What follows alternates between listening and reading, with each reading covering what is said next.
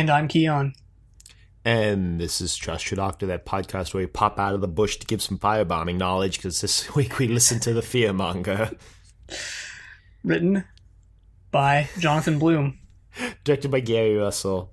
And released on the 4th of February 2000 on 2 CDs, 2 cassettes, and now available via download from bigfinish.com. Love the specificity. Love that we're getting more and more specificity.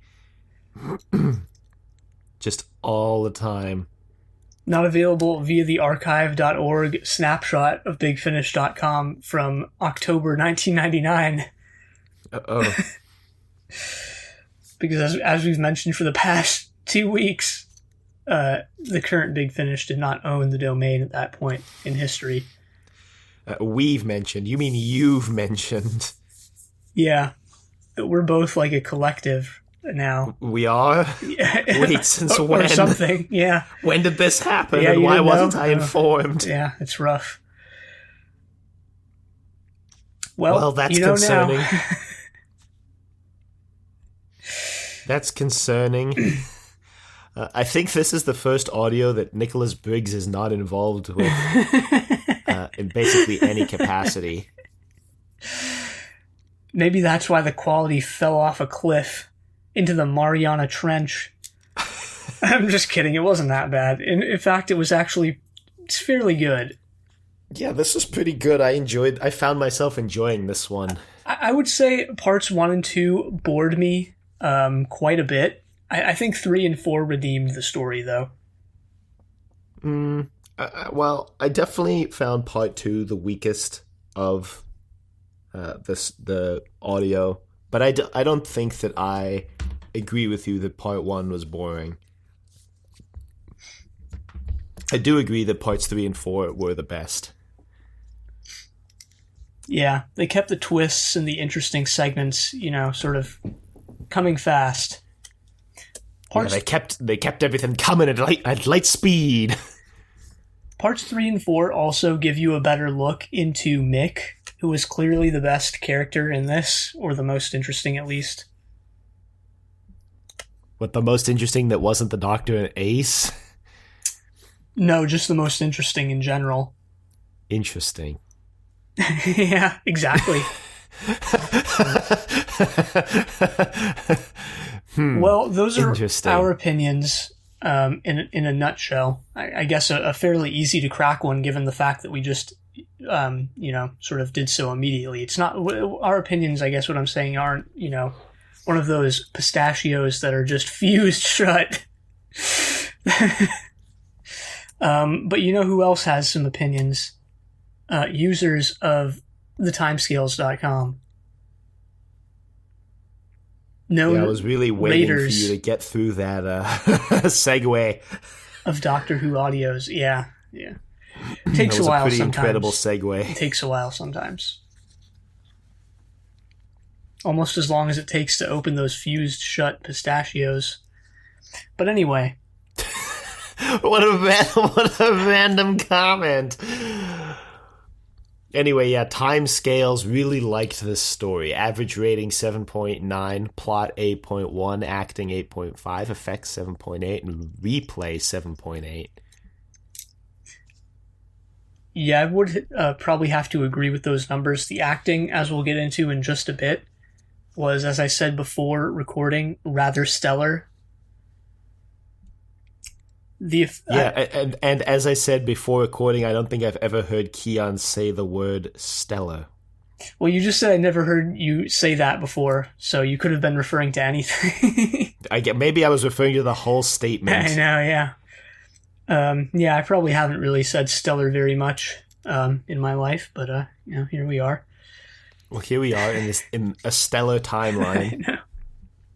Well, okay, hey, speaking of timelines, you had something you wanted to bring up, not actually related to the Fearmonger, but related to the current Doctor Who zeitgeist. So, despite the fact that this is kind of just randomly inserted, why not go over it, right? Yeah, I guess. The only reason why not is because we did get an email from Steven that would relate really well gotcha. to this conversation. Okay, so maybe we just save it then. I don't know. Yeah, I think we'll just save it for the end. Okay, yeah, just a little bit of a teaser here, I guess, for listeners. Just a little bit of a little teaser for you, a little foreshadowing, a little Chekhov's knife, Yeah, so to speak. Yeah, Chekhov's knife in your back or something. It's like this is this little Chekhov's firebomb. I know, yeah. This is the knife in your back, and later on we'll pull it out. Yeah. This is why you listen to us, right, guys? Yeah, it's just stab wounds in audio form. But hey, speaking of wounds in audio form, this story inflicts on its listeners emotional wounds. Well, maybe that too, but like wounds of a different nature. Wounds that open because this audio makes you think like what other Doctor Who audios could have been, with particular regard to the different effects and the sort of nature of what's going on, right? Because they're using like these different audio formats like phone calls and radios and secretly broadcast conversations that I think really heighten the story. The ending of this story just pulls a Whispers of Terror, though. Just pulling the same ending here. Yeah, kind of. Yeah, you're right about that, actually. That's okay, though. It's okay. It's fine. It's fine. Flatlining, it's fine. It's fine. Well, anyway, the Fearmonger. What is this story about? Well, it very interestingly launches you right into the middle of an adventure. I think the previous 4 audios we've listened to all begin with the Doctor and the companion landing somewhere. Even Signs of Time didn't have the companions, but also every part began with the Doctor landing somewhere. Whereas this story really just kind of starts in the middle of the Doctor is already in the middle of this investigation. Yeah, kind of. And we're introduced to the major players right off the bat. So basically we have, what was her name? Sherilyn Harper, who is, she's vying for political power. Now this is, if I remember correctly, near future. Yeah, it's 2002 UK. 2002, and the story went out in 2000. Yeah, so very near future, basically contemporary. Sherilyn Harper is sort of this, she seems pretty right-wing, so she's this sort of right-wing political figure who's known for riling up her audience and making sort of very bombastic speeches. Right. Meanwhile, Mick Thompson is a radio announcer who is capitalizing on the political unrest. Yeah, so we actually open into the Mick Thompson show. We opened with the Mick Thompson show, and he's like, "Hey, who are you? What are you doing in the recording studio?" And you hear the Doctor just go, "Oh, don't worry about me. Just keep just keep doing the show." I know, he kind of snidely remarks that since it's radio, Mick Thompson is really the one who is drawing attention to him being there. If he just said nothing, no one would ever know. Yeah. And eventually the Doctor pipes up and is like, "Hey, if you're there, Walter." I know. Yeah, he's like, well, actually, no. You know what? We skipped a little bit. It actually starts with 2 guys trying to assassinate someone. Right, and it's not very clear what, at least it wasn't to me, it wasn't very clear what was happening there. And then you kind of get, the Doctor kind of explains it organically by talking to Mick over this radio broadcast, yeah. He goes I know that you can hear the monster, and I know there's a monster, and it's the scribble monster from Fear Her. You just really wanted to make that joke because Fearmonger is so close to Fear exactly, the Fearmonger. I made that exact joke before we started. I know. That's why I stole it, right? Commandeered it. Yeah.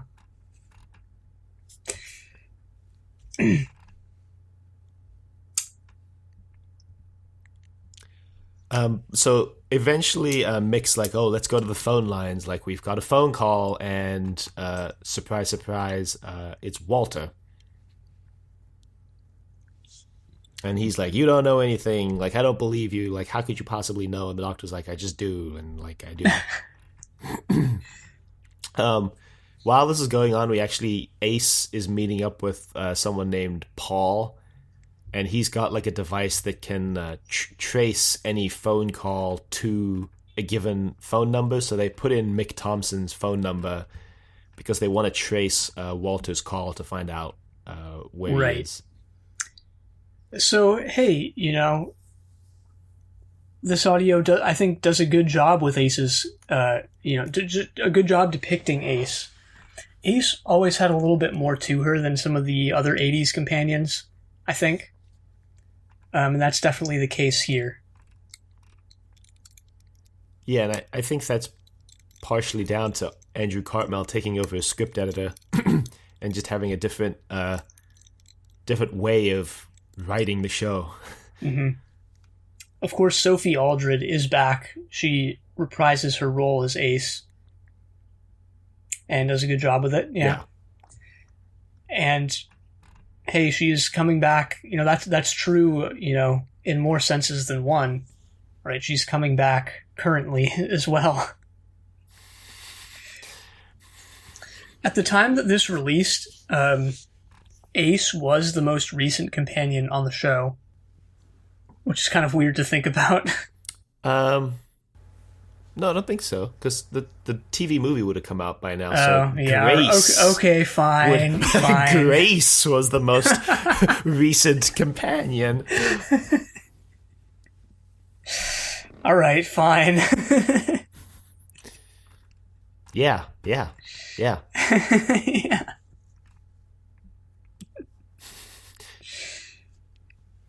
Well, anyway, one of the ways this story kind of does Ace's character justice is actually through Paul, right? She's friends with because we didn't mention, but she and Paul were, I guess, like friends from what was Ace's town called? It was like something Hill, or I don't know, something like that. Yeah, it was. God, what was it? I'm trying to remember. Let me pull up her TARDIS wiki page and see if it says. Perivale, right? That was kind of close, right? Not really, actually, but anyway, yeah, you weren't anywhere close. No. So what I was trying to say though is, like, she has this group of friends who, like, they're kind of sketch, like, yeah. She meets up with Paul, and he's like, wow, you've aged well. And she's like, it's easy when you know how. And he's like, it's been, 15 years? And that's how you know it's 2002. 13 years. I don't know what he says, whatever. I think 13 years, yeah. 89 was when she was last there, in survival. Right. And so obviously for her, this is like a jump forward in time. Right. And so she, like we mentioned, she and Paul meet up and they hack the phone line and all this. And that's how they pinpoint Walter. Yeah, that's how they pinpoint Walter's location. The first of multiple pinpointings of Walter's location in the story. Yeah, they end up doing it multiple times throughout the story. Mm-hmm.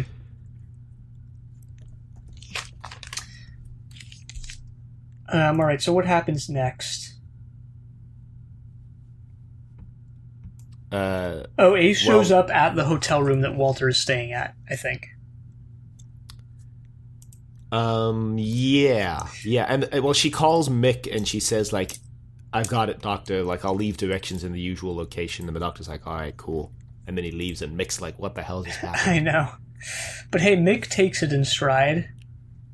Mick's pretty professional with his show. I wouldn't exactly say he has much of a choice, since the doctor just, like, burst into the recording room and basically took over the show. Right.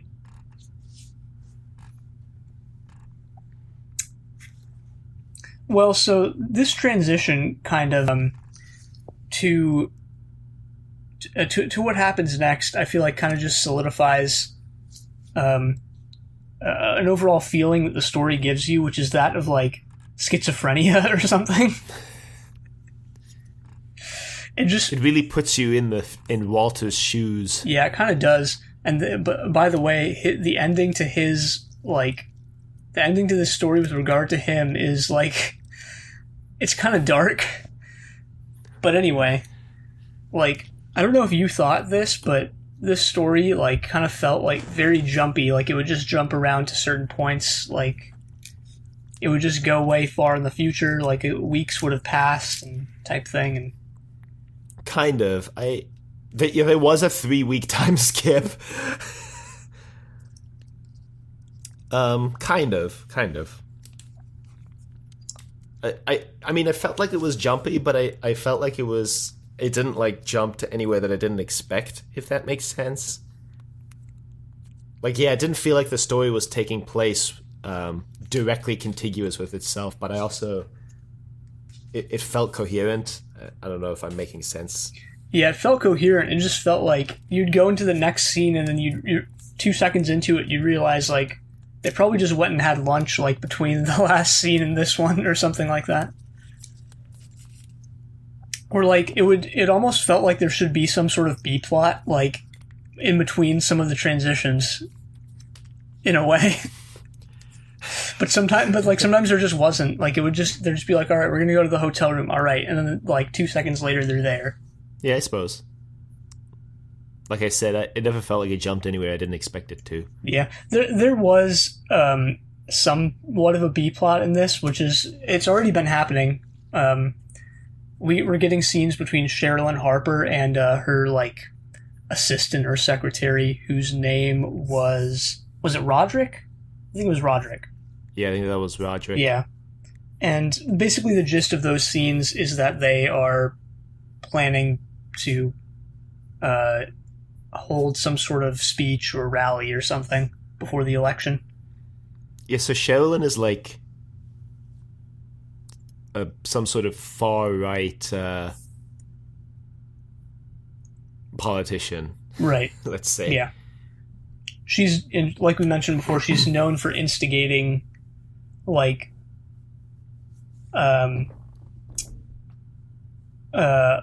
civil unrest, basically. Yeah, she's part of the New Britannia Party. Imagine if this... And, like, so Mick Thompson is heavily against her, and, like, most of his radio show is dedicated to, like, making fun of her, or, yeah, talking down on her speeches. Right, but in that sense, he's completely dependent on her. And you think, like, how bad can this be? But part one ends with her actually giving a speech that goes like, "We need to speak up for white people here in Britain," and you're like, "Oh, okay." Yeah, yeah, you're right about that. There's sort of like a white supremacist vibe to it, which, like, you look at the cover. I was looking at the cover while I was listening to this. The CD cover to put you into the mood, right? To like, for visual reference, you just look at the cover while you listen. Yeah, exactly. Not really, but I was looking at this, and on the cover there's this. It's a symbol of like a fist. I was like, what is that from? Like, that's an actual symbol of like basically a political group. But like, where have I seen that before? And then it hit me that it was like, it's the Black Panther Party, right? It's like their it's their fist. Yet it's like on the cover it's reversed, right? So it's a white fist on a black background. Versus, I think usually it's depicted the other way around, where it's a black fist. As a black fist on a white background? Yeah. I believe so. But we'll put... Yeah, I believe so. We'll put pictures in the show notes for people. For everyone at home who's listening, like, I need visual reference. Mm-hmm. Oh, I'm on Google. I'm not going to click on this link. But there's... I'm just going to read the text that Google is displaying, because I'm not going to click on the link, but it's like it's the Aryan fist. So and it's basically depicting what we're seeing on the cover, a white fist on a black background. So it says the Aryan fist symbol is a white supremacist symbol adopted from the Black Power fist used by black nationalist groups in the 60s and 70s. So that is basically what is exactly depicted on the cover. I see. Again, I'm not going to click on the link for obvious reasons. You don't want that in your internet history? Right. Your FBI man just like watching your cursor hover over the link right now. I know, exactly. Or those heat map things that sites do now, where it's like it shows where you're looking on the screen. It's like super red on the Aryan Fist link. Just a white hot sun. Like, oh god, even that was a pun. White hot. But wow. So that is, while I was looking at the cover, I was like, man, why is it like this? But yeah, it's kind of like tacitly indicating what Cheryl Harper's kind of background is. And I've been wanting to say this for like 10 minutes, but like, man, what if this audio came out closer to like 2016? Because a lot of the things in this story are like basically came to pass in the 2016 U.S. presidential election. Yeah, I was thinking that actually while I was listening to the story, like, wow, this is like remarkably prescient. Yeah.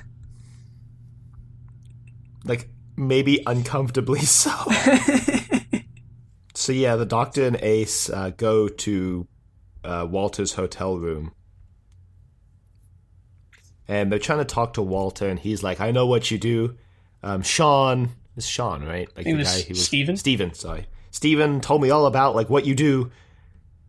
And he's like, look, man, we're just trying to help you out. We believe you, man. We've been, like, on the trail of the Fearmonger for, like, weeks now. And he's like, yeah, I don't believe you. And I think he runs away. He runs away or gets away somehow. Mm-hmm. They've been making oblique references this entire time to a creature that seems to be controlling Harper. By this point in the story, you kind of piece that together. Right. A creature called the Scribble Monster. Oh no, my god. Just kidding. My god. Why do you do this? Look, why do you do this? I'm just prepping us for the welcome return of Russell T. Davies.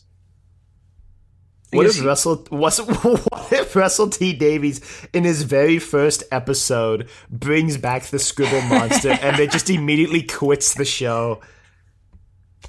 Yeah, just leaves it for someone else to deal with. He wrote Fear Her, didn't he? No, I don't think so. Oh, no, he wrote Love and Monsters. My bad, that's what I was thinking of. No, it was actually written by Matthew Graham, directed by Euros Lynn. Euros. When was the last time Euros Lynn directed something? Doctor Who related? I don't know either. I'm not going to look on his page either. I don't want to bring us further down this rabbit hole.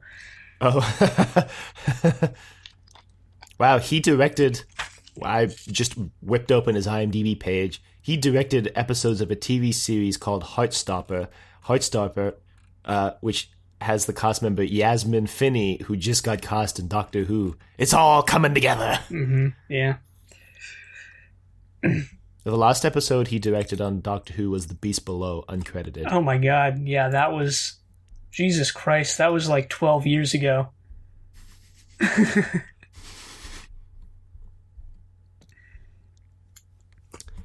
So while this is going on, Sherilyn is getting like intelligence reports from her assistant Roderick, and Roderick indicates that his sources at C-19 know the Doctor. COVID-19. Again, remarkably prescient. I actually think it's C9. Damn. I think that was just me making a Freudian slip because of COVID-19.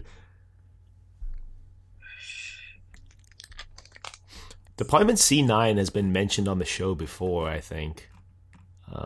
It's probably real. No, it is. Okay, it is Department C19. Okay, so I wasn't making a slip. Yeah, Department C19. It was mentioned. Shoot, I know it was mentioned. Oh, in Time Flight. It was mentioned in Time Flight. Oh my god. Yeah, they're really digging deep. Just well, really it was kind of, getting that because I looked this up during the fingernails. show while I was listening. I looked this up while I was listening because I thought this was the department from Spyfall. And I thought Spyfall was the one making a deep cut reference to this story. but actually this story was making a reference to time flight. Although the department C-19 was referenced first in time flight, it was actually really like fleshed out in the books before this audio came out.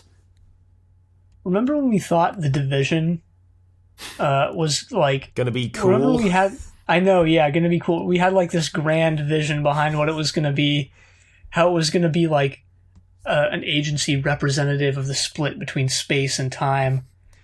Yeah, remember how we had these insane ideas that would have been really cool to see on screen? It turns out we were just like really overzealous, over-eager in what the show was gonna do.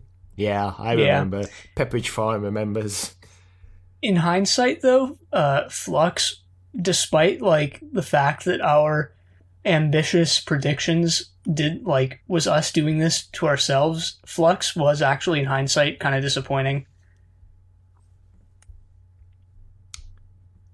A little bit. I think the ending was just less grandiose than I expected, but it's Chris Chibnall. We probably should have expected a less grandiose ending.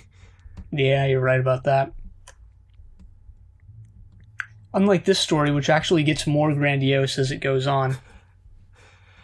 Yeah, so at the end of part 1, Sherilyn Harper is going to give another speech, and the Doctor and Ace figure that Walter's going to try assassinate her again. So they go to the location. And he's got a bomb hooked up to a dead man switch. And they're like, don't do it.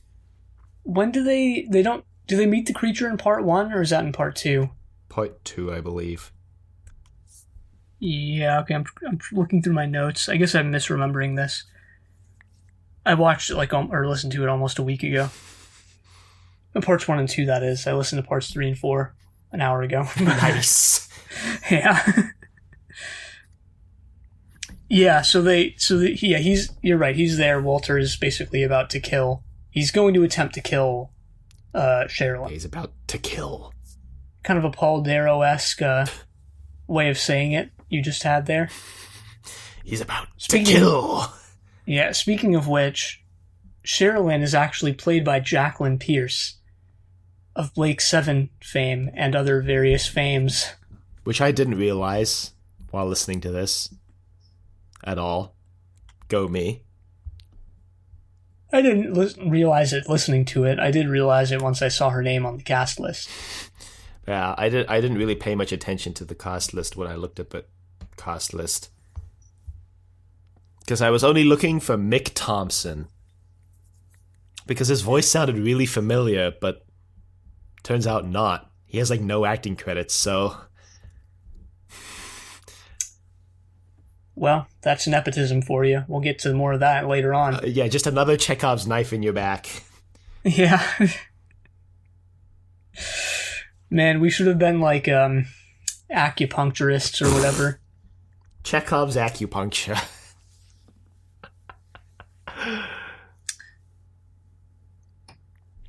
So, at the end of part 1, Walter's about to blow up this bomb.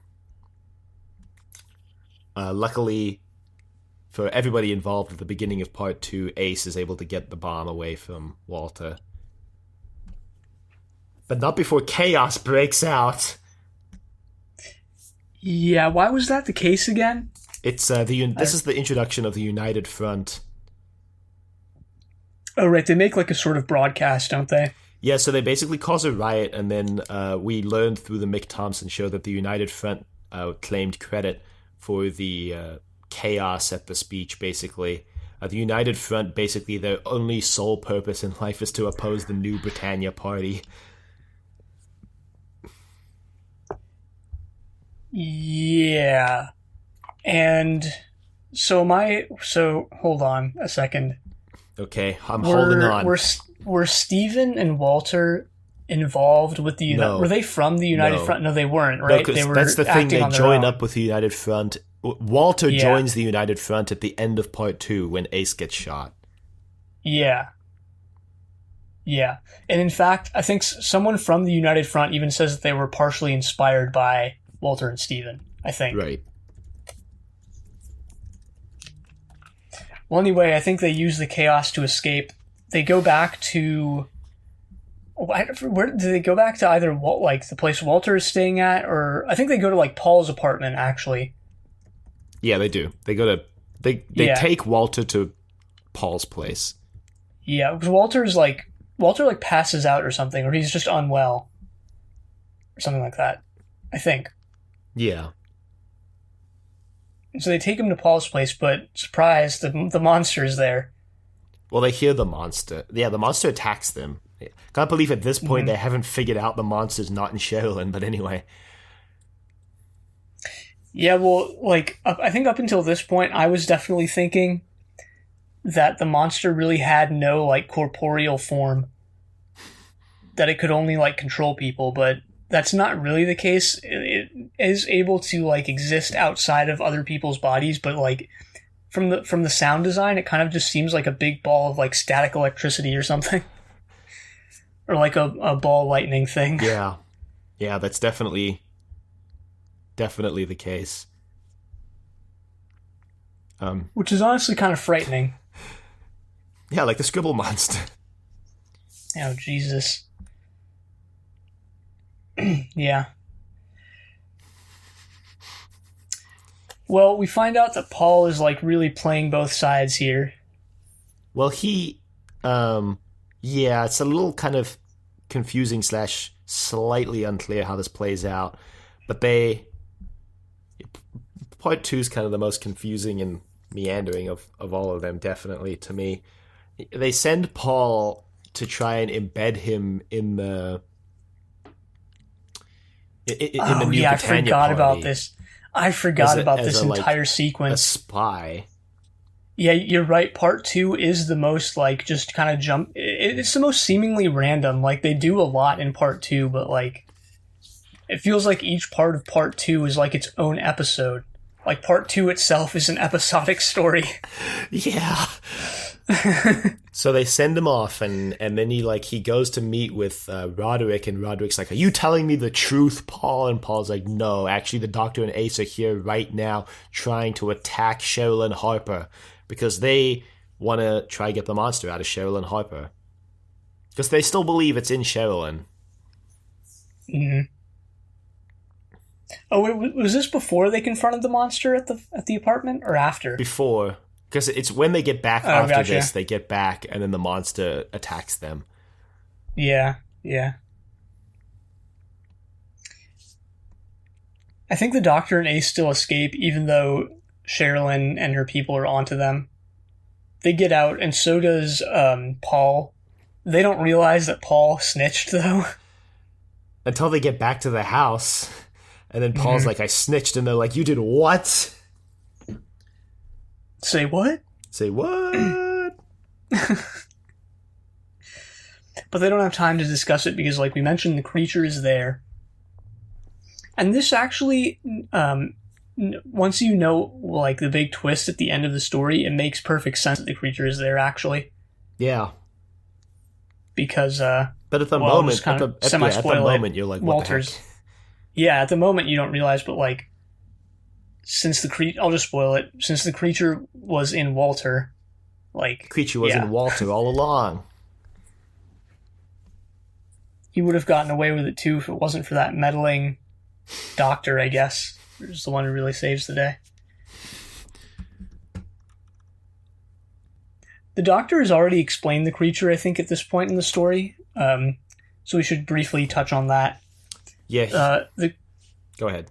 Okay, go ahead. Okay, yeah, so the creature, the Doctor, I don't remember whether he's speculating this or he's just saying it, but, like, the creature was like... He's just saying it. There's no indication that this is speculation. It's so basically the creature is like this artificial like being created by an alien race to stir up emotions. And so originally there were many of these things. There was one, like, basically one for each emotion, I guess, like one for fear, happiness, anger, etc., etc. But when that civilization ended, basically, right, the creatures, I guess, got out, escaped, or were sent to, the far corners of the galaxy, and the one for fear ended up on Earth, So here it is, riling up fear without the other emotions to balance it out. Right. And then Ace is like, wonder who got lust. Oh, really? I don't remember. I didn't remember that.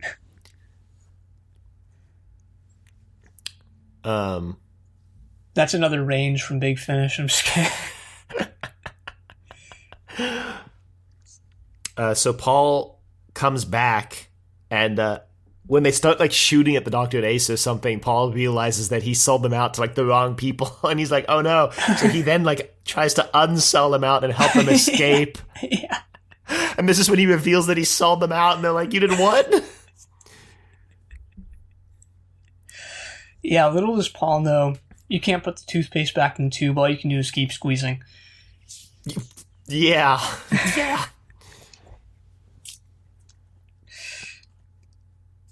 So I think they do escape. They actually get kidnapped by the United Front at this point. Yeah, they're ambushed, and my notes are like, who's ambushing them? Right now, I didn't really know. They take them to like a secret compound or something, and it's revealed that this is the United Front, the terrorists who made the broadcast from before. Mm-hmm. They basically want them to join up with the United Front because they believe their goals are aligned. But the Doctor says that they're not aligned because the Doctor's not just trying to stop Harper, he's just trying to stop the violence, period. And the United Front is like currently just like firebombing offices. Right. I thought the United Front was a pretty generic name, which the Doctor actually makes mention of. He lampshades this. Right.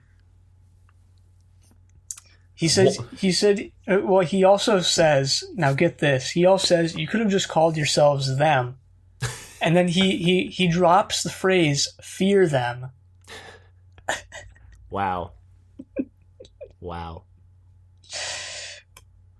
Which, I should just explicitly point out, is fairly similar to fear her. Right. Right. Good. Now, the end of part 2 is, I thought it was really funny. They have their guns trained on Ace and the Doctor. Now Ace decides that this is a good time to be the Doctor. To be the Doctor, to get up and make this grandiose speech about why violence is wrong. Not only about why violence is wrong, but about why, despite the fact that they have guns trained on her and the Doctor, they're not going to shoot. They're not going to pull that trigger. They're just going to put the guns down, and everyone's going to walk away unharmed. Now this ends spectacularly for her, and she gets shot. Yeah, and the Doctor goes, Ace! This is akin to like, oh, don't worry, it's not loaded.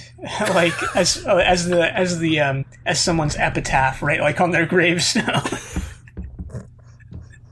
Literally going up in front of a person with a gun, going, "Yeah, all right, shoot me then. You're not going to do it." Well, her theory is that, like, they've all got blindfolds on, so she's like, you wouldn't, like, you don't want to look into our eyes when you shoot us, so like, see, I've taken my blindfold off. You can see me now. You're not going to shoot me. And then they just shoot her. Yep. She gets hospitalized for most of the rest of the story, although she doesn't really abide by her doctor's orders. Well, she does, because the doctor's like, it'll be the doctor, the hospital doctor, is like, it'll be 3 weeks before you get out here. And then the next is like, doon. It's the Mick Thompson show, and it's been 3 weeks since Sherilyn Harper's been seen in public, and you're like, oh, okay. Yeah, I guess. So there's like 2 time skips here. I guess because when you start part 3, obviously it repeats a little bit from part 2. Because these early Big Finish audios, maybe even the modern ones, I don't remember, tends to do this, right? Where they kind of, similar to a week-by-week TV story, they just repeat a little bit as a little bit of a reminder or a recap. Mm-hmm. I don't know why they do this, considering, like, you just buy the whole thing at once, right? Yeah, but maybe in case you listen to it over multiple days, like I did. I guess, yeah. Yeah, that's a good point. To really emulate the TV experience. I know, just giving a big yawn, just really emulating the Doctor Who experience. Wow. I'm kidding for the most part. For the most part.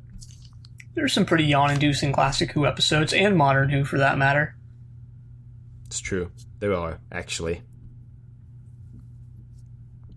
Yeah. Freaking, like, Closing Time, you know, just those random stories, or like the God Complex, those ones that, like, nobody remembers. I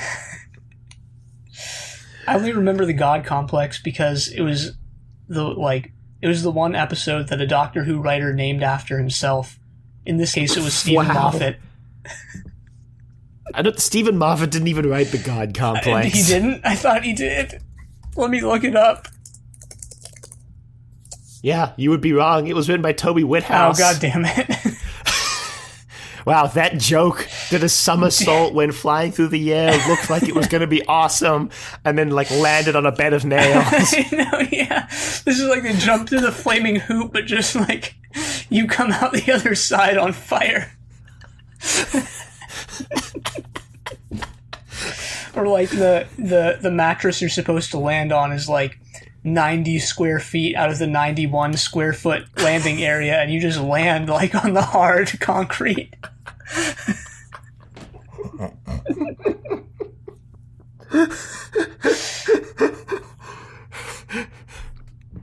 I think this is funnier than the actual joke would have been, though.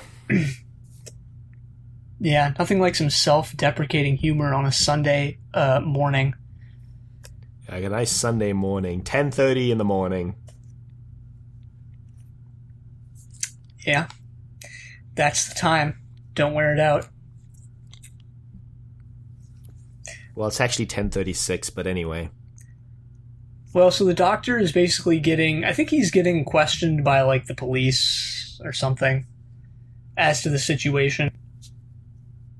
They, for some reason, just, like, let everyone go. Yeah. Yeah. Well, it's because the Doctor tells Roderick, because Roderick, like, basically, okay, we forgot a little bit of context. After the previous speech, Roderick told the police to put the Doctor on the watch list because he saw the Doctor there. And so Roderick sits in on the interrogation himself, and while doing so, the Doctor basically says, look, like, I'm not even trying to stop you from winning this election. I'm just trying to, like, stop all the violence. And Roderick's like, oh, okay, so he lets him go. Yeah. That was my interpretation of what happens here. Yeah. Yeah. Pretty sure that is what happens.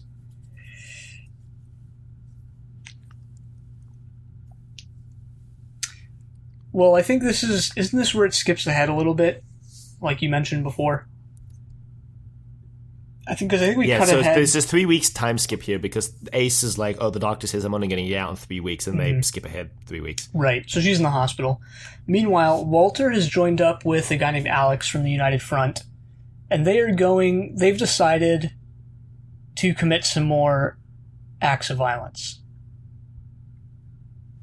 Now, what they're going to do is they have some firebombs. They're basically just going to go Molotov Sherilyn's house or her office or something. They're also firebombing offices of other New Britannia party candidates. Right. I think there's a news report later on. I think it's actually from Mick Thompson, where he mentions that, like, 4 people have been injured or something. Yeah. And so they're about to go do some damage to Sherilyn. Really exact their revenge, and or exact what Walter was never able to do twice. Now he's failed. Freaking amazing. But they're about to do this, and the Doctor just pops out of the bushes for a quick second and gives them some... You think he's going to try and dissuade them, but he actually gives them some tips. Kind of like, very reminiscent, actually, of the grandfather from Troll 2, who, if you remember, comes back from the dead to teach his grandson how to make Molotov cocktails, which he then uses to combat the trolls. Or rather the goblins, I forgot. They're not actually trolls, they're goblins.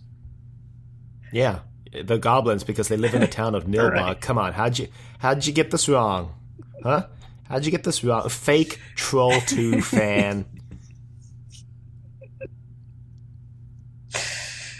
Check out our episode on the Troll, quote, trilogy, unquote, on our movie trilogy podcast, Triple Play. Now defunct, but not now. But soon to be resurrected. Technically not now defunct because of the whack way we've decided to end the show, but whatever.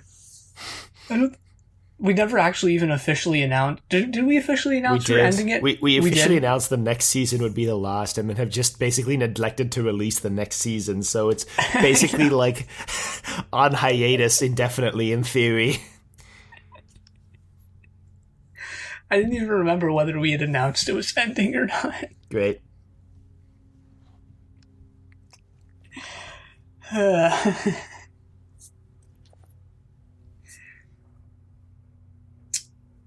Well, so the next part just seems to come out of the blue. It's so random. Sherilyn and Roderick are going to be making a guest appearance on the Mick Thompson show. Yeah. For some reason. This is like, just continuing on with the 2016 parallels, this is like, what if Donald Trump appeared himself on Saturday Night Live? You know, like... After all Mick Thompson has said against Sherilyn, she comes on his show. Well, it's partially like you can remove the power of your enemies by undermining them like that, you know? So she's like going on the show because Mick Thompson's her biggest critic. So if she can get on the show and then just like whoop him, then like he has no power ever again, basically. Yeah, I guess.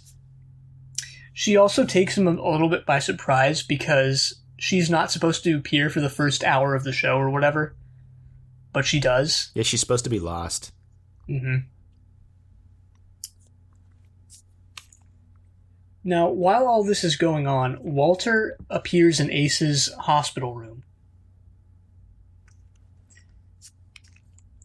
He and Alex were dissuaded from doing any damage to Sherilyn's house. Mm-hmm. I don't remember why, but the doctor is somehow able to deter them from doing that. With words. Yeah, the power of rhetoric. The power of Roderick. Oh my god, yeah. So Ace and Walter are watching in the hospital, and then they see Sherilyn come on, or listening, excuse me. They hear Sherilyn come on right at the beginning, and they're like, oh no, the doctor's not going to get there in time. So the doctor's meeting up with Paul. But the doctor gets there, and Paul's like, hurry up, like, we're going to run out of time. And the doctor has this really funny line that's like, how do you go from having all the time in the world to running out of time and no time at all? Mm-hmm. Because at this point, they believe still that the creature is in Sherilyn. Because right. Walter, we didn't explicitly mention this, but Walter is the only one capable of hearing the creature, and he hears it in Sherilyn's voice when she speaks. Yeah. And so they're listening to this broadcast, and Sherilyn drops... This is sort of what I was referring to when I was like, this is so random and out of left field, but she reveals that they've been developing force field technology that's going to keep her safe at her next, rally turned riot thing. She's actually using it now on the radio show. I know, yeah.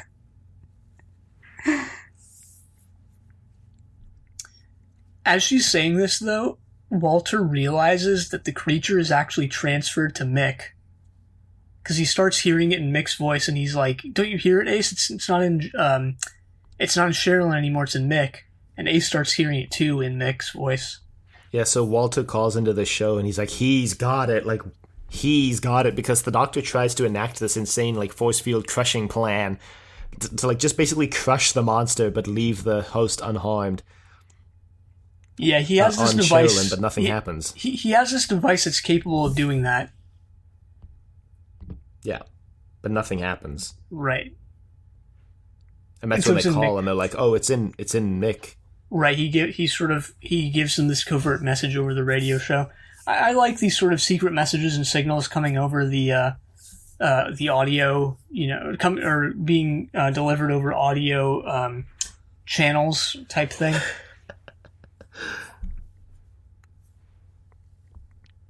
They're really using the audio art form to its fullest. Yeah, something in that direction at least.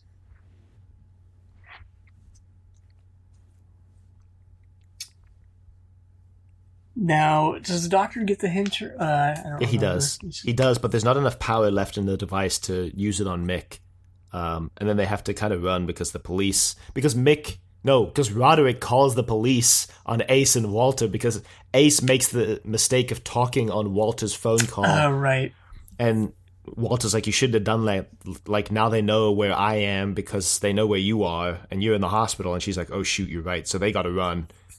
Mm-hmm. Which they do. But they either meet up with the Doctor or Ace somehow hears it, but the creature is seemingly has transferred into the Doctor. That's how part 3 ends. Well, so they meet up with Mick and the Doctor because... Oh, right. They're going to the rally, right? The speech. Yeah. Uh-huh. Yeah. They all meet up with each other. Well, it's not like they're meeting in this like warehouse behind the rally. Yeah. And so by this point it's already turned violent. Like It's already just chaos. Since it didn't work on, they try to remove the Fearmonger from Mick, but it doesn't work either. The Doctor's like, well, we have more pressing issues now, namely the like riot outside. Mm-hmm. This is where part 4 begins. Yeah, with Ace hearing the voice inside the Doctor. She's the Doctor's suspicious. like, let's stop worrying about the Fearmonger, and Ace is like, yeah, I bet you'd like that. Mm-hmm. Well, she makes these very sort of on the nose comments, right? She's like, "Yeah, I hear you." It's like whenever she hears the Doctor's voice as the Fearmonger, she's like, "Yeah, I hear you," or like, "Yeah, I get what you're saying," type thing. But yeah, they have more pressing issues to deal with, like stopping the mob. So Ace can't really act on her suspicions yet.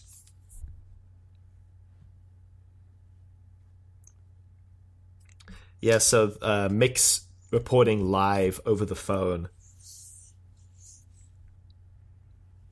Right. Things are getting dangerous. Things are getting fairly wild. Sherilyn wants to use this to her advantage. I didn't really understand, why this could be to her advantage, though, right? Because she's basically incited all of this, as far as I could tell. Well, because basically it's the United Front that has turned it violent. So her plan is to denounce it and be like, we would never turn this violent. Yeah, I guess that's true. Still, the root cause is her, so, she's kind of in this precarious situation where it's like, yeah, it's basically her fault. I mean, more so than you might even know. What is that a reference? Oh, okay, yeah, all right. Yeah, we're about to find out, I guess, the truth behind all of this. One of multiple different revelations that is about to appear. But so the Doctor and everyone else is kind of wading through the sea of just, like, chaos and yeah, just chaos, basically. Yeah, eventually, the Doctor starts distracting them, and they start to kind of calm down because of the absurdity of the whole thing. And Thompson starts to interview Karadzic, the head of the United Front, and at the same time, Roderick is there and reveals that basically he created the United Front or is involved with it, and he's using it to prop up Harper's candidacy by playing both sides. Mm-hmm. This is after... Harper apparently didn't know this, but... Yeah. Yeah. Well, so this is... They've gone to, like, a little safe house by this point. They've already bailed on the entire riot. I'm pretty sure.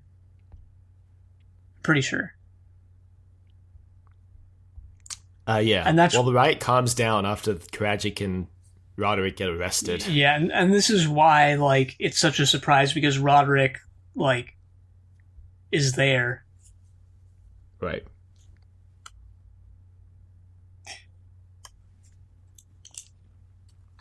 But little did anyone here know that the entire time...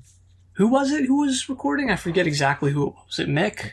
Mick Yeah. Thompson. Yeah. Mick was recording all of this, and so now it's out. Yeah. Like the doctor said in part 1, sometimes you gotta know when to speak and when to listen, or whatever. How's that for some words of wisdom? 6 out of 10. From a podcast where we spend hours per week speaking. 6 out of 10. This is a 5 out of 10 podcast with 7 out of 10 hosts. I know it does. Anyway. It does feel like 3 parts out of 10 are missing some of the time. Like It's we're because not all there or something. We don't always get the stunned silence, our third host. I know it's. I think it's actually because you commit like 5 out of 10 that you should, and I just show up with like 2 or sometimes 3.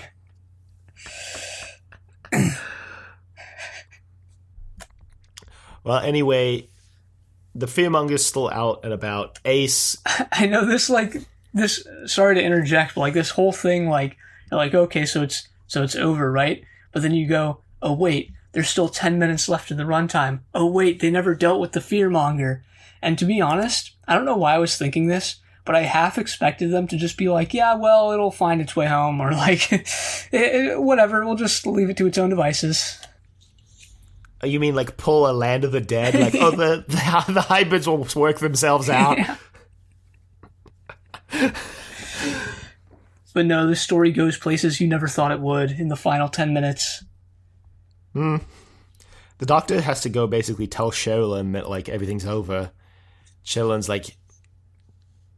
The doctor basically is like, ha, you're afraid, aren't you, Sherilyn? And she's like, yeah, I am.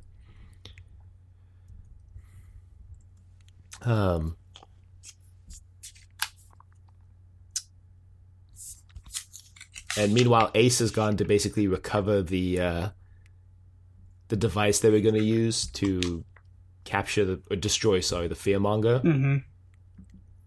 A really quick, Sherilyn's last speech. I'm just looking at my notes here, and I've listened to this like an hour and a half ago. But like her sort of final thing in the story is like her going, you know, I was doing this to win, right? I wanted to win the election. I never imagined that it would spiral out of control like this. And the doctor basically is he's like lecturing her, and he kind of just says like, well, you should have imagined, you know, it's like, you don't do this type of stuff, Sherilyn. Like, come on, Sherilyn. He said something like, how did you not expect this? Right. Yeah. When her rhetoric is like, it's like, it's very fiery. It's pretty much basically inciting violence. And then at the end, she comes in, and you know, maybe this is sort of a realistic or like, you know, indicative of disingenuous politicians and stuff like that, which is most of them. Where it's like, you know, you come and you're like, oh, I never intended for this to happen, type thing.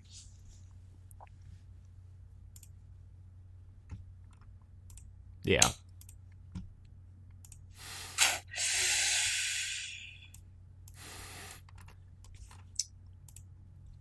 The conclusion to Walter's story is that he gets committed to a mental hospital. Yeah. Well, for treatment. Yeah. Yeah. Well, sucks to be him. Yeah. Where's our big Finnish spinoff about Walter getting One Flew Over the Cuckoo's nested?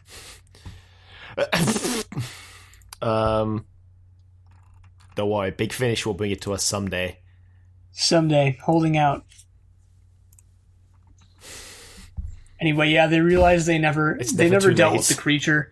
Ace decides to set up this trap for the doctor, because she believes that the creature is inside the doctor.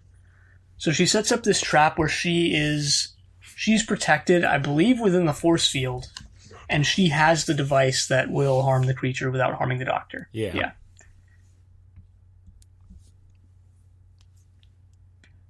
The doctor is too cunning to fall into this trap.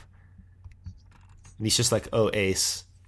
She's like, I'll blow us both up. And he's like, I didn't think you would, like, die for me. And she's like, I will. This isn't what the doctor would want. You're like the exact opposite of what he is. But the doctor asks her to take a metaphorical step back, to really reflect on the situation and come to a conclusion, right? Who is actually afraid here? Is it the doctor or is it Ace? And it's Ace. The answer is Ace.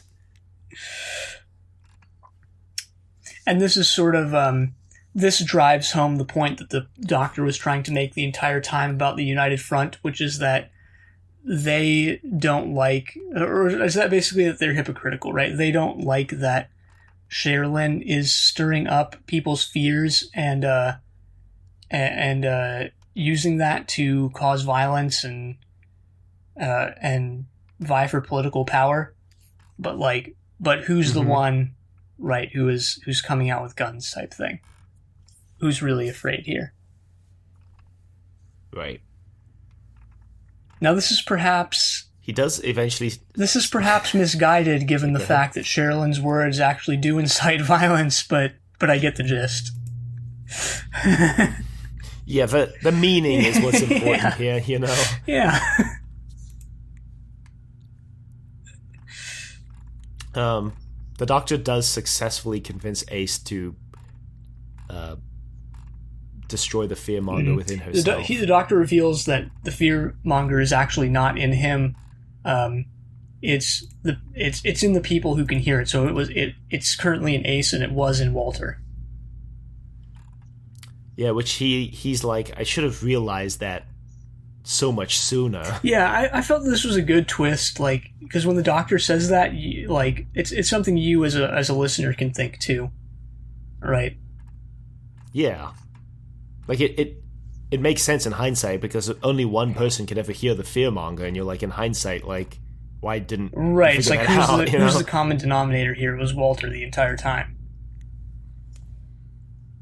And what's interesting about the reveal is that, like, the story never really tricks you in any way into not thinking that. You just believe the doctor because you think that the doctor is always right. But, like, nothing in the story actually really ever tricks you into thinking, you know, not figuring out that that's the Fearmonger. Yeah, it's like a mystery in that sense. The story is never presented as a mystery, like, as such. But it does have that kind of vibe to it.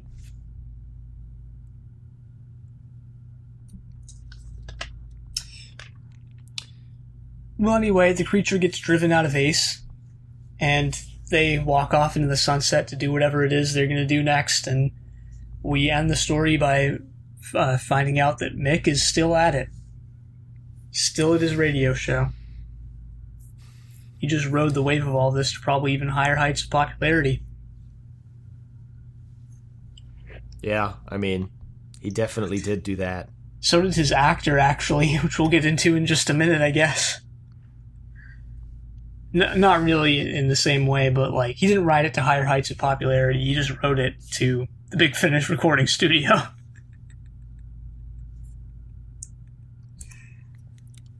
Yeah, I mean, where else would you go? The Big Finish recording studio is the peak, the pinnacle, you might say, of acting careers.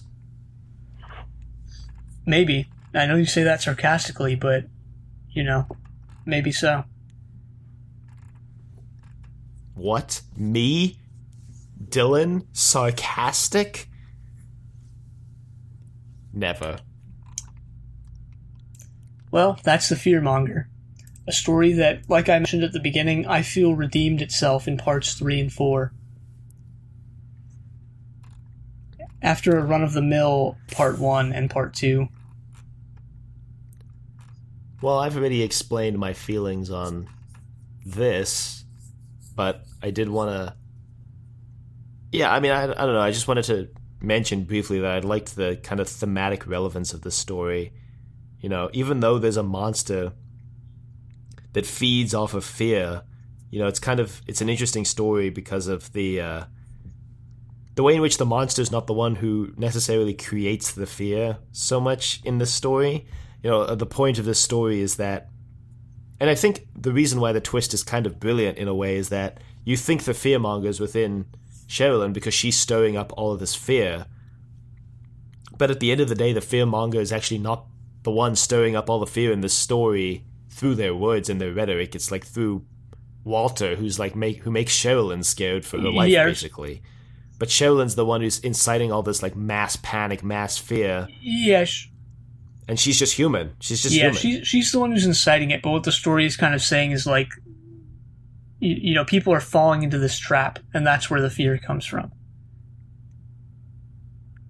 That's what I think, anyway.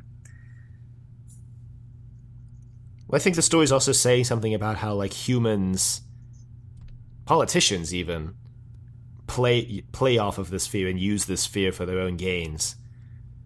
You know, and how we basically, like, how fear is a stronger emotion than a lot of other things. But anyway, that's just a theory. What else here? Yeah, I didn't really have anything else. I don't know why I'm talking with my pencil in my mouth. My hands are occupied. But, yeah, that's pretty much all I had on this. Yeah, me too. I liked it. I also... I felt like the Big Finish really captured the essence of like the Doctor and Ace's relationship. We haven't had the 7th Doctor and Ace before this. We've had 5th Doctor, 6th Doctor audios, and I like that they captured the fact that these are distinct incarnations with distinct companions. You know, I feel like an audio without all the visuals, it could be a really easy trap to fall into, to making everyone just kind of these generic Doctor, generic companion, but like this story feels very much like a 7th Doctor and Ace. Yeah, the 7th Doctor and Ace as a pair always had like a little bit more to them, a little bit more, I don't know, vivacity than like, I don't know, the 6th Doctor and Perry or something, or like the 5th Doctor and Nyssa. Nothing against the 5th Doctor and Nyssa, but... Well, interestingly, next week we're getting a 6th Doctor audio that introduces the first unique to audio companion. Yeah, the Marian conspiracy. And we're gonna meet Marian. I'm just kidding.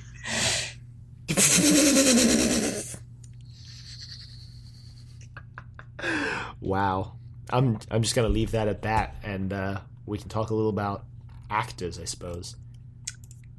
Yeah, so like we mentioned 10 million times, not really, we actually just mentioned it like once or twice, Jacqueline Pierce plays the one and only Sherilyn.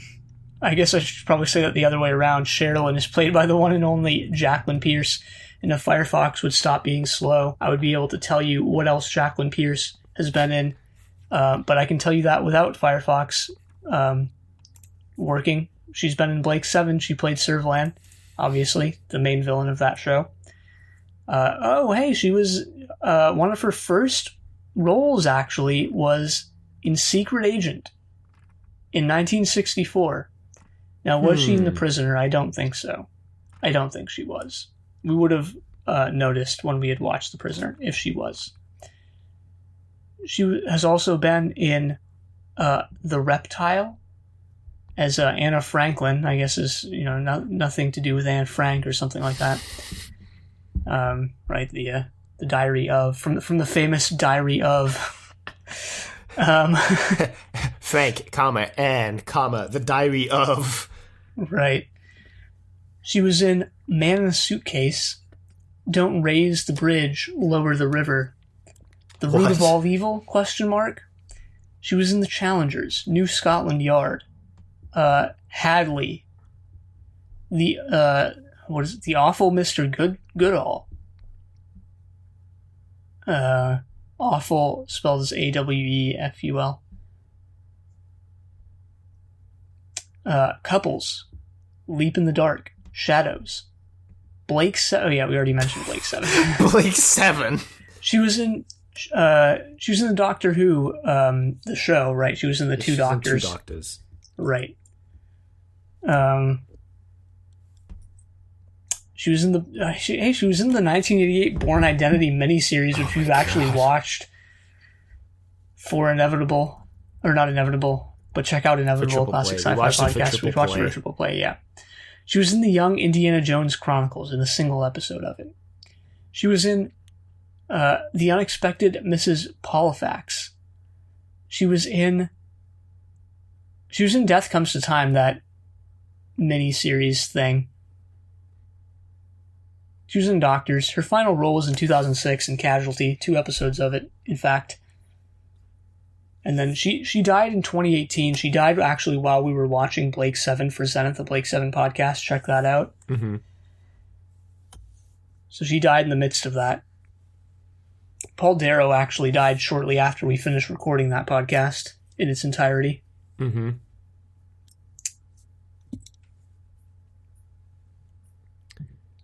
Yeah. So I looked up, let's see here, Mark Wright. Mark Wright played Stephen Keyser. He was actually more of a writer. This is his only... this is not his only main range appearance, but is one of like a single-digit number. Sorry to interject, but I forgot to mention Jacqueline Pierce has also been in a bunch of audios. I'm not going to list all of them, but she's in like numerous Doctor Who audios. But yeah, go on. Sorry. No, it's all good. Mark Wright's written a substantial amount of audios, including ones he's acted in, funnily enough. Still writing even for like the 12th Doctor Chronicles as late as 2020, so still working as a writer, not so much as an actor. And he does have one IMDb acting credit, and it's also just for like one of those audios that was animated, Project Twilight. But he has a whole bunch of like sound department credits on IMDb. And nothing that we recognize except maybe the 1990 War of the Worlds series as a dialogue editor. Yeah, well, with a name like that, right? Right? Wow. Touche. All right, well, I have someone else. I would tell you who they are and what they've done if Firefox would stop being the worst browser in the history of mankind. Here we go. Jonathon Clarkson. He played Paul Tanner. He also played Chili 1 in Downtime. And Downtime sounds familiar. It's an audio. Oh, right, we've mentioned it. Yeah, it's that direct-to-video thing. Yeah, with Liz, the video thing. Yeah, with Liz Sladen in it. We mentioned it a couple weeks ago. Anyway, Jonathon Clarkson also has some other acting credits, according to IMDb. He's been in a couple shorts, including one entitled Contra Natura, First to See the Sun in 2003, Double Entendre in 2018, a couple other ones.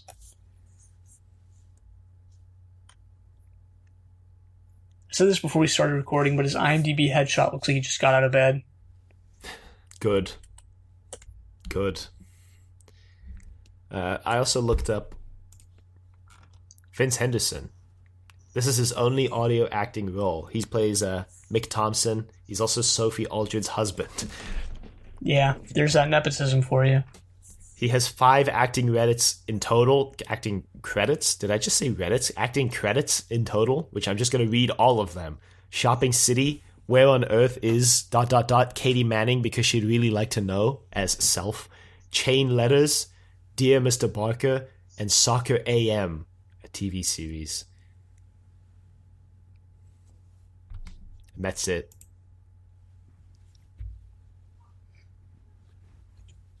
Soccer AM is a cult soccer show aired every Saturday morning during the English football season. Each week sees new celebrity guests and recurring sketches from the cast and crew. That's interesting. Sounds like Saturday Night Live, except not at night and about soccer.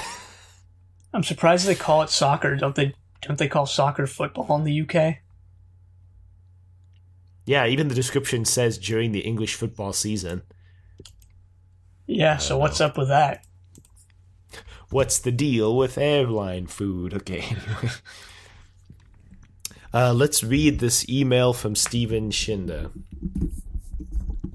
because then it'll lead into what we alluded to earlier.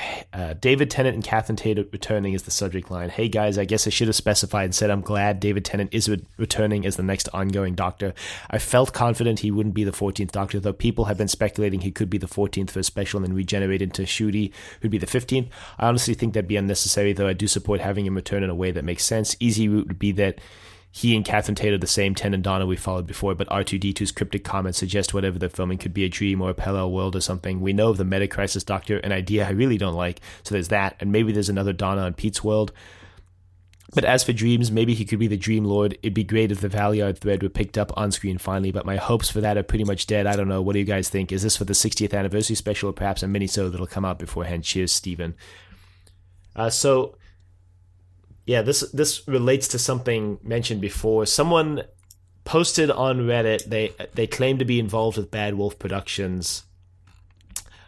He basically leaked, allegedly, Russell T's plan. This was before all the casting announcements were announced, and then like more casting announcements came out, kind of just further confirmed this leak to possibly be true. I guess if you like don't want to listen to the leak or you don't want to hear these spoilers, like just skip ahead 5 minutes, because these could be true. This could be spoilers for the Russell 2 era. But here's the post. A friend of mine works at Bad Wolf and has let slip some details about the upcoming 60th anniversary plans. This is all 100% accurate, so if you want to avoid spoilers, don't click below. This is your last chance to skip away. Click. Guess I'm just subjecting Key onto these spoilers, yeah, I don't care. Even though I know he doesn't really care. It says, okay, David Tennant and Catherine Tate are back for 3 specials after Jodie regenerates into him on a cliff top. The 3 stories are linked by the Doctor working out why he got his old face back and why he runs into Donna again after all these years. Unit are back for the first episode. It's a simple alien invasion story with the main emphasis on the Doctor reuniting with Donna again after 15 years for her. Sylvia and Sean return. Wilf is mentioned, but I don't know if he appears because Bernard Cribbins is now 93. Side note, since the leak, it's been announced that Bernard Cribbins is returning. Anyway, Donna also has a daughter called Rose. Rachel Talalay also directs the first special. Oh, and a classic companion returns in the final special, but I don't want to ruin that surprise.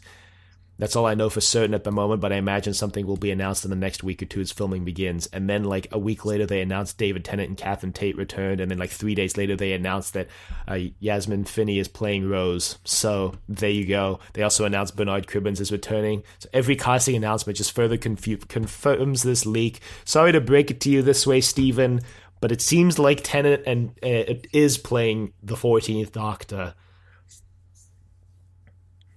Yeah. Based on these leaks.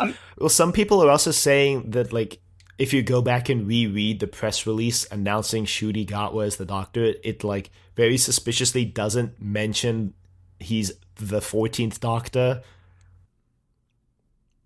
Right. Well, the numbering has gotten so muddled anyway that even if the leak wasn't true, that you could still have that. That's true. But still, it seems like a lot of what this person is saying has come to pass. So I wouldn't be surprised if the entire thing was true. Talalay, I think. Talalay, excuse me, sorry. She's the one Doctor Who like staff person who follows us on social media. But, Rachel Talalay. Yeah, it is Talalay actually. I don't know why I said Talalay. Talalay tweeted a bunch of like pictures of her like hanging out with some cast members of Doctor Who, and then she's like, "I'm not directing the next episode, guys," and then like. There's been a whole bunch of spy pics from the filming set, and someone's like, wow, that lady in the back there looks a lot like Rachel Talalay. Yeah, so it seems like this leak is pretty much true. That's what usually happens, is like when something gets leaked, it's usually the thing that people like come out and within, like, the response is just like, oh, come on, like, if you're gonna make up a leak, at least make it sound realistic. And then, like, a couple months later, they're like, oh my god, it was true. Yeah. Honestly, this leak makes me less excited for this. I don't know why. Just because I guess my thoughts on David Tennant returning, but not as the 10th Doctor, feels lazy. I don't know. It makes me more excited for it, actually. It indicates that Russell T Davies is still, like he was from 2005 to 2010, willing to do his own thing.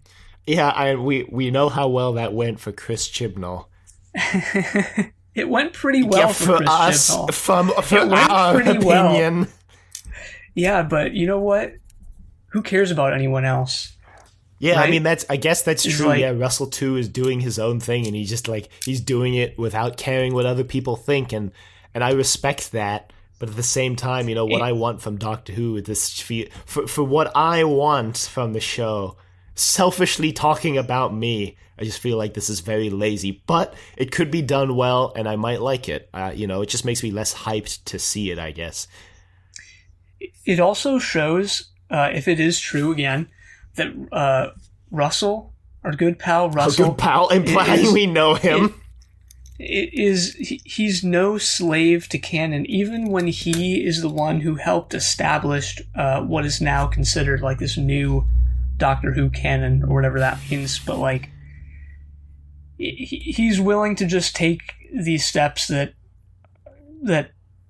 might be like in the wrong direction type thing, or he's willing to do things that like get leaked beforehand and make people go like, wait, what? Or like I don't know how it's going to work out type thing, and that kind of is exciting to me. Chris Chibnall did the same thing. I mean, if you really think about it, like, Stephen Moffat was the only one who... Actually, Stephen Moffat kind of did it too with the War Doctor. If you think about it, all three, like, new Who showrunners have been willing to just, like, throw canon out the window, like, on a whim. Stephen Moffat also was like, oh yeah, River Song was conceived inside the time vortex. That makes her able to regenerate. Like, sure, why not? Yeah, and I believe that the show is richer for it. I agree. The show needs people who are willing to just throw canon to the wind. Honestly, gonna reference for the 17th time on this show Christopher Eccleston's comments that we should just blow up canon. We should just put that on the site, like on our site at this point, like just on the homepage. Yeah, because of everything every person ever involved with the show has ever said, minus maybe JNT's, like, the memory cheats, it wasn't as good as you think it was comment. A comment by Christopher Eccleston is the most true thing someone said.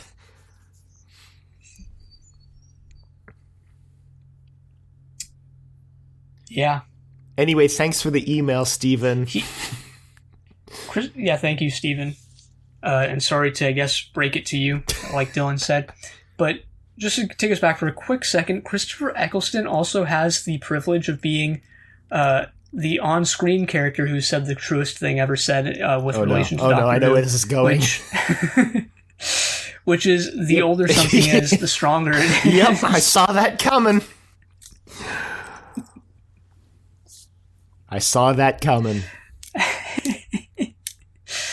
Imagine if this has nothing to do with that, but imagine if the Doctor regenerates into the 10th Doctor, right? But then it doesn't go immediately to Ncuti Gatwa.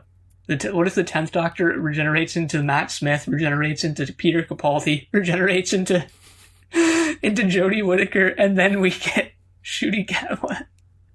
Well, someone was theorizing, or when someone else was reporting this leak, they called it like a degeneration. The Doctor was like degenerating, and that's why he/she/they ended up as David Tennant. God. Mm-hmm. Yeah, so that could be like a plot point too, of like the Doctor somehow goes backwards in regenerations and has to figure out how to go back forwards. If that makes sense. Honestly, what this could be, and this is me spitballing here live. We saw in the preview for the next the centenary special that the master is basically like, this is where you die, doctor, and she looks like she's in some sort of like cage box sort of thing. Maybe this is like an effect of the master meddling with something, trying to maybe like steal regeneration energy from her because she's the timeless child. Like, maybe this is an effect of the master messing with her, and maybe David Tennant is like, maybe the whole thing here is that he is playing the 10th Doctor, but it's like the 13th Doctor has degenerated backwards back into the 10th Doctor. And so that David Tennant's not playing like an additional subsequent incarnation of the Doctor, but subsequent in that it is like after Jodie kind of thing. Right. And the more I'm expounding on this theory, the more I'm starting to believe this might actually be true. That this might actually be what Russell T is doing here. I buy it. I guess we'll see what happens. Every time we come up with a cool theory, we've been disappointed.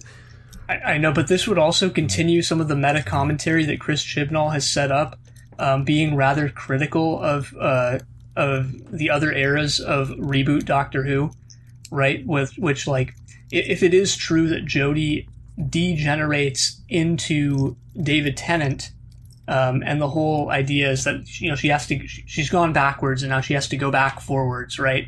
Type thing. It like, could be meta that's kind of what we're doing too, right? It's like we're going back to Russell T Davies, but now we need to move forward. Yeah. Yeah. What if this was all What if Chibnall was like, I want to bring back David Tennant, and then just drops it on Russell T and is like, okay, there you go, bye. I would not be surprised if that was indeed the case. I would not be surprised in the slightest. It wouldn't, because it wouldn't be out of place given the entire vibe, the entire sort of like overarching like themes and meaning of like the previous 3 seasons of Doctor Who. It wouldn't be out of place if that was the case. Yeah, that's true. And you know the worst part about all of this? We're such a low listen to Doctor Who podcast that if this all ends up being true, no one will believe we thought of it. No, I don't care. You said the same thing when we watched Flux. Is like we had some great ideas about Flux, and then like other people came out and they're like, "Oh my god, guys, this is what's happening." We're like, "Yeah, but we said that like a week ago." I don't really care about that. I don't really care, to be perfectly honest. But yeah, I guess. The only thing I care about is that people keep emailing us. And to do that, you can reach us at Dr. Decadent. I'm just actually, that's pause, pump the brakes. We have some comments, some social media comments. Oh, we do? What? I didn't see any of these. Keith commented on Twitter. He did. All right, well, shows how much I actually care, I guess. So I don't think I saw these. Let me just check really quick. He commented on all our audio episodes. Basically, oh, really? Like what he thought of each of them. Okay, well, let's read those. Yeah, I didn't see any of these. So this is a first time reading for me as well. Well, let's start here with the Sirens of Time. He commented a couple days ago. So yes, for Sirens of Time, Keith said, still love this. The nostalgia is overwhelming. I have a complete set of Big Finish main range and no money.